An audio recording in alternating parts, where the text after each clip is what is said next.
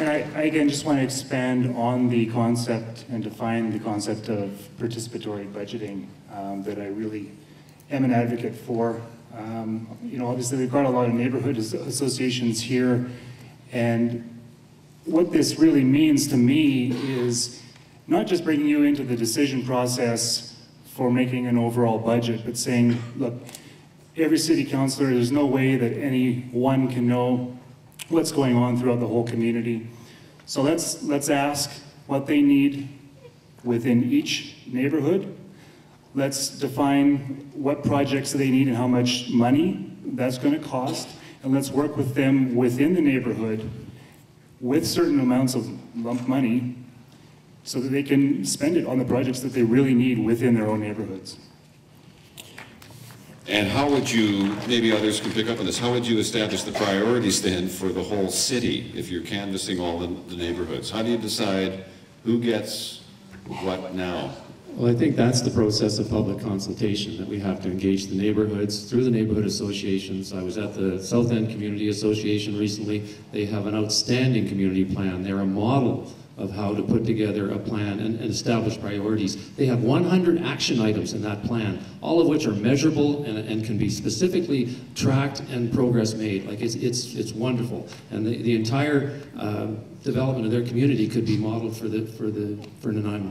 That's the way to go. Diane, Brandon?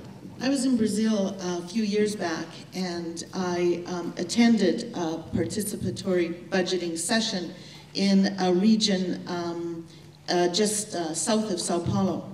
And I observed a meeting. It was much like this. And the community was there to talk about the priorities that they wanted to put forward.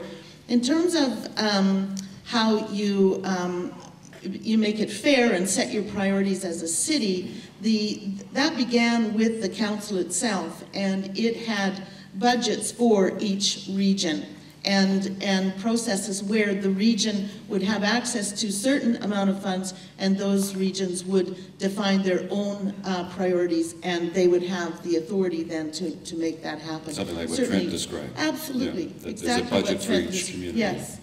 And you can do this by involving the neighborhoods. Part of what the city is doing now is when development comes into a neighborhood and someone proposes the development, that information is sent to the community association. And this is one of the reasons it's so important to have neighborhood associations, is so that you can give that input on development in your own neighborhood, what's right for the neighborhood. And we have to look at that in the broader picture of what's right for the city. When do you go to referendum? When do you say, this is a tough one, we need to ask the entire community?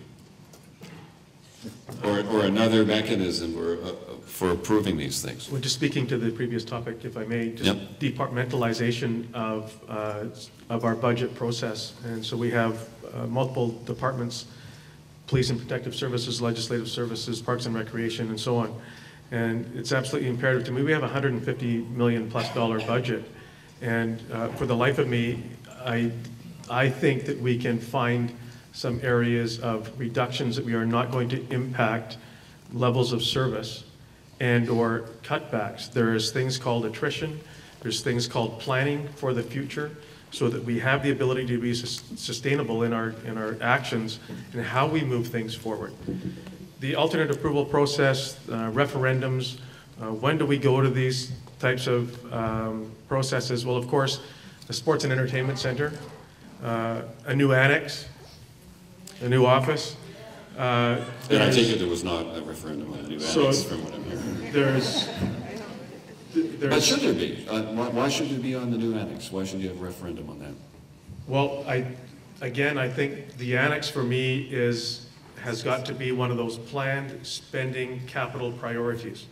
So over the course of the next 10 to 20 years, this city needs to know that in 5 to 7 years, we're going to build a new police station. In 7 to 10 years, we're going to build a new sports and entertainment center. In 12 to 15 years, we're going to replace the. So there's capital improvements new, there's restructuring of old, the infrastructure, and we need to have those parallel plans again, with that overarching official community plan. But people need to know it can't come as a surprise that we're going to build a $16 million I'd like to office. get more folks in on this conversation again. Bill, okay. Well, the item of referendum is all about letting people know what you're doing. We read the paper. If anybody read the paper over the last couple of days, we had a financial issue on the front page, where our city financial administrator was telling us that sorry, the money's spent for the next 5 years. It's already been earmarked. Well, wait a minute. What about other communities where they have looked at some of these options, and we don't take these things by surprise? You know, you don't. Isn't it funny how when we had a $15 million announcement about a new annex building, it came 15 minutes before council was sitting. It wasn't even on the agenda that night. It came on as a late item. In Langford, they're going to referendum right now about a new swimming pool, and their mayor said, we're not going to build that unless I get 85% approval. Up in Comox, we spent $100 million with 52%. Okay, referendum when? Referendum when the law says that it has to be done, and there are certain rules that set that out. Referendum when there's a huge item like a sports and entertainment center. I really would like to know, because I have not had people knocking on my door telling me that that's how they want their money spent. So I would want to go to referendum on that for certain. You know, this council has had 3 years to determine where it might want to cut, and it's been absolutely frozen and unable to make those kinds of decisions. So it seems somewhat disingenuous to me to suggest that it would be done in the next 3 years when there hasn't been any effort to do it in the first 3 years. So we need to look at our budgets, we need to do it in consultation with people, and use our own leadership, our own understanding, in consultation with the community to make good decisions. Down to our last 2 minutes or so. I am going to keep this short because I want Trent to have a say. Referendum when? No, it's referendum, period. Using the alternate approval process to snowball stuff through just does not do anything to improve community involvement. It is a sneaky and underhanded way of having things passed. We need to have referendums. Yeah, and on the point with the referendum, I agree with the point that Diane made about, you know, it's the large-scale projects that affect the whole community. That's when we need the referendum. Okay. Something that I've heard a little bit about in Vancouver is the conference center, and that's a $1 million a year obligation that the city has. So to be fiscally responsible, what do you do to eliminate that, the city having to spend that every year?